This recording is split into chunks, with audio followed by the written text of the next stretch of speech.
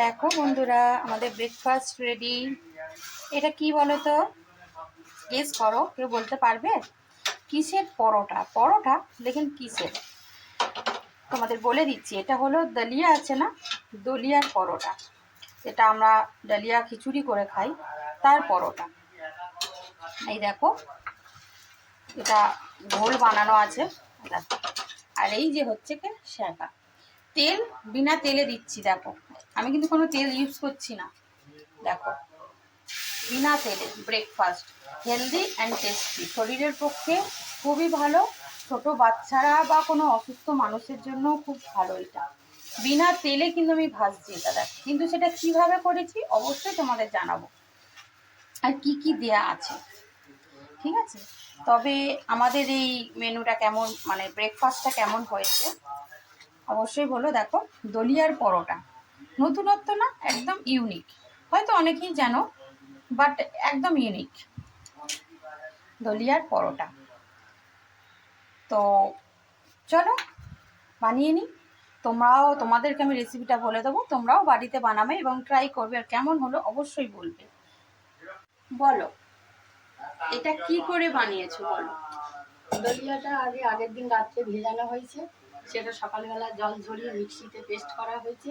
তার সঙ্গে একটু ভাজা মশলা দেওয়া হয়েছে। যে ভাজা মশলাটা হলো মৌরি, ধনে, গোলমরিচ আর জিরে।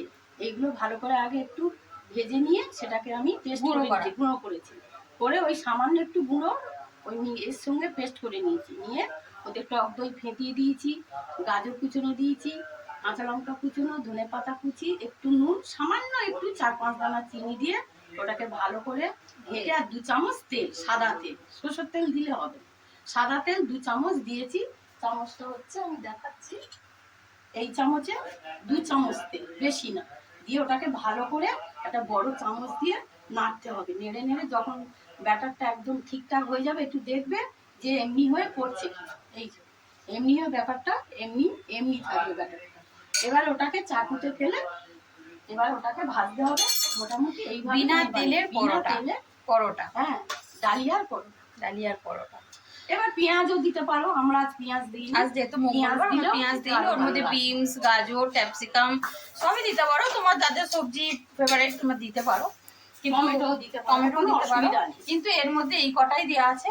তো আমি তো একটু টেস্ট করে দেখেছিলাম। তোমরা যদি বন্ধুরা মনে করো একটু মিষ্টি দিয়ে বেশি করে খাবে, একটু বেশি চিনিও দিতে পারো, বাটারও দিয়ে ভাজতে পারো, ঘি দিয়েও ভাজতে পারো। কিন্তু আমরা তো বিনা তেলে কিছুই লাগাচ্ছি না, তোমাকে দেখালাম তো ভালোই উঠে আসছে একদম। দেখো, এই যে একদম ভালো, কোনো তেল নেই, কি সুন্দর উঠে আসছে আর কি সুন্দর হয়েছে।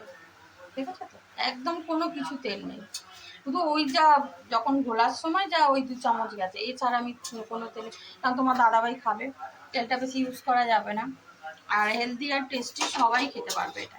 তো চলো, আমার এই রেসিপিটা কেমন লাগলো, আমার নয়, আমার মায়ের রেসিপি, আমার মায়ের কাছ থেকে নতুন নতুন রেসিপি জানতে পারছি। কালকেরও একটা করেছি, আছেও আর একটা নতুন, সন্ধেবেলাও কালকে একটা ছেড়েছিলাম। তো যাই হোক, এটা আমার মায়ের রেসিপি, নতুনত্ব। আর তোমাদের যদি এই রেসিপিটা ভালো লাগে, অবশ্যই তোমার ব্রেকফাস্ট কিংবা সন্ধেবেলা স্ন্যাক্স হিসাবেও তোমার ইউজ করতে পারো।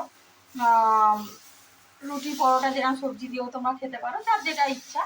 তো যাদের ভালো লাগলো রেসিপিটা, অবশ্যই তারা বানিও এবং কেমন হলো অবশ্যই বলো। চলো, টাটা। বানিও তাহলে তোমরা বানিও বন্ধুরা, খেয়ে দেখো কেমন লাগছে আমার মায়ের রেসিপি।